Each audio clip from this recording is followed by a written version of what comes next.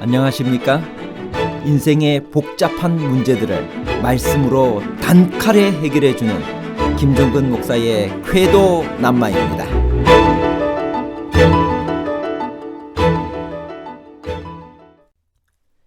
귀신이 물 없는 곳으로 다니며 쉬기를 구한다는 말은 무슨 말인가요?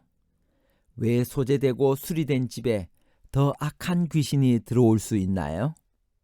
소재되고 수리된 집에는 귀신이 들어올 수 없나요? 아니면 더 악한 귀신이 들어올 수 있나요? 출입 불가능과 출입 가능에 관한 복잡한 문제를 하나님 말씀의 가르침으로 명쾌하게 해결해 드리겠습니다. 더 악한 귀신 7을 데려온다는 뜻은 무엇인가요? 마태복음 12장 43절에서 45절에 있는 말씀을 읽겠습니다. 더러운 귀신이 사람에게서 나갔을 때 물 없는 곳으로 다니며 쉬기를 구하되 쉴 곳을 얻지 못하고 이에 이르되 내가 나온 내 집으로 돌아가리라 하고 와보니 그 집이 비고 청소되고 수리되었거늘 이에 가서 저보다 더 악한 귀신 7을 데리고 들어가서 거하니 그 사람의 나중 형편이 전보다 더욱 심하게 되느니라. 이 악한 세대가 또한 이렇게 되리라.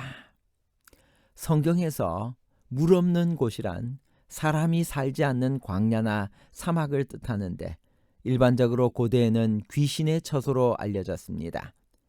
귀신이 그가 들어있던 사람에게서 나와 사람이 살지 않는 물 없는 곳으로 갔습니다. 그러나 그런 광야보다는 타락한 인간 속에 거하는 것을 좋아하는 귀신은 광야에서 안락한 곳을 얻지 못하자 예전에 살던 곳으로 돌아와 살려고 합니다.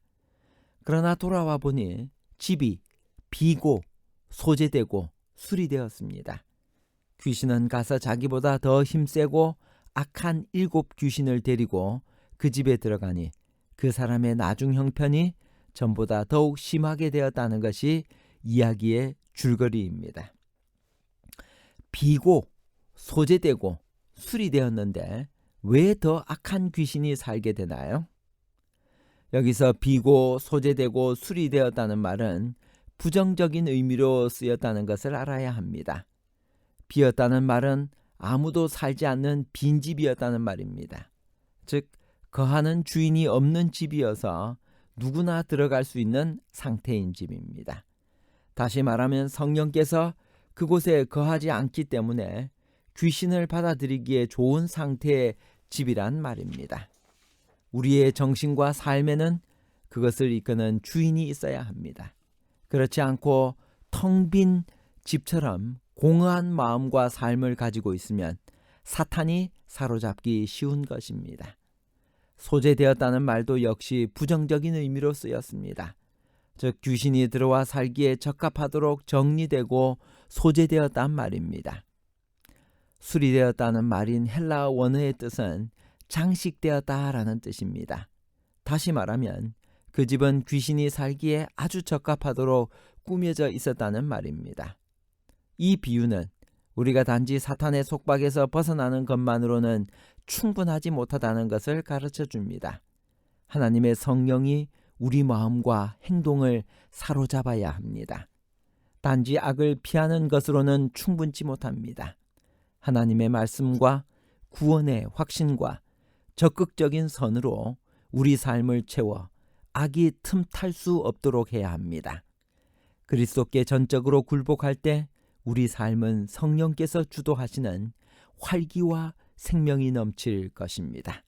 우리가 그렇게 하지 않을 경우에는 전보다 더 심한 영적 흑암이 우리에게 올 수 있다는 것을 잊어서는 안 될 것입니다. 우리는 사탄의 종이거나 하나님의 종이거나 둘 중에 하나입니다. 그 중간은 없습니다. 사탄의 종에서 벗어났다면 즉시 그리스도께 전적으로 복종하여 성령께서 인도하시는 삶을 살아야 합니다. 망설이며 미지근한 태도로 살 때에는 사탄이 다시 틈타 우리를 공격하여 그전보다 훨씬 더 심한 영적 흑암에 빠뜨리는 것입니다.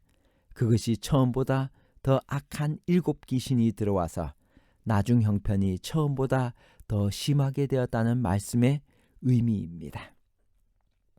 사람의 심령이 파괴당하는 것은 한거함으로 말미암아서뿐 아니라 등한함에 의해서도 그렇게 된다는 시대의 소망 323페이지에서 325페이지에서 나온 이 등한함과 그리스도께서 마음에 거하실 수 있도록 하나님께 날마다 자신을 바치지 않음에 관해 어떻게 설명하고 있는지 그 말씀을 잠시 살펴보겠습니다. 시대의 소망 323페이지에서 325페이지에 있는 말씀 중 중요한 말씀을 읽도록 하겠습니다. 그리고 예수께서 당신의 말씀에 감명을 받고 그 말씀을 기쁘게 들었으나 성령께서 내재하시도록 자신을 바치지 아니한 자들에게 경고의 말씀을 첨가하셨다. 사람의 심령이 파괴당하는 것은 한거함으로 말미암아서뿐 아니라 등한함에 의해서도 그렇게 된다. 예수께서는 이렇게 말씀하셨다. 더러운 귀신이 사람에게서 나갔을 때 물 없는 곳으로 다니며 쉬기를 구하되 얻지 못하고 이에 가로되 내가 나온 내 집으로 돌아가리라 하고 와보니 그 집이 비고 소재되고 수리되었거늘 이에 가서 저보다 더 악한 귀신 7을 데리고 들어가서 거하니라. 오늘날과 같이 그리스도의 시대에도 사탄의 지배를 한동안 끊어버린 것처럼 보이는 사람들이 많이 있었다. 하나님의 은혜를 힘입어서 그들은 영혼을 지배하던 악령에서 벗어났다. 그들은 하나님의 사랑 안에서 기뻐하였다. 그러나 비유 중에 나오는 돌밭으로 비유된 청중처럼 그들은 하나님의 사랑 안에 거하지 않았다. 그들은 그리스도께서 마음에 거하실 수 있도록 하나님께 날마다 자신을 바치지 않았다. 그리하여 악한 귀신이 저보다 더 악한 귀신 7을 데리고 돌아왔을 때 그들은 악의 권세에게 완전히 지배당하였다. 사람이 그리스도께 굴복할 때 새로운 능력이 새 마음을 점령한다. 사람이 스스로는 성취할 수 없는 변화가 일어난다. 인간의 본성에 초자연적인 요소를 가져다 주는 것은 초자연적인 역사이다. 그리스도를 믿는 자는 배역한 세상에서 예수께서 굳게 붙드시는 당신의 성체가 되며 그는 당신의 권위 외에 어떤 권위도 그 성체에 용납하지 않으신다.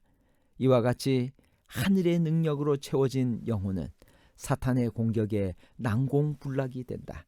그러나 만일 우리가 그리스도의 지배하심에 자신을 맡기지 아니한다면 악한 자에게 지배당할 것이다. 우리는 불가불 세상의 패권을 잡으려는 싸우는 두 큰 세력 중에 전자가 아니면 후자의 지배 아래 있게 될 것이다. 흑암의 왕국의 통치를 받기 위하여 일부러 그것을 섬기기로 선택할 필요는 없다. 빛의 왕국과 관계를 맺는 것을 등한히 하기만 하면 된다. 우리가 하늘의 능력에 협력하지 아니한다면 사탄은 마음을 점령하여 그것을 자신의 거처로 삼을 것이다. 악에 대한 유일한 방어는 그리스도의 의를 믿음으로 말미암아 그리스도를 마음속에 내재시키는 것이다.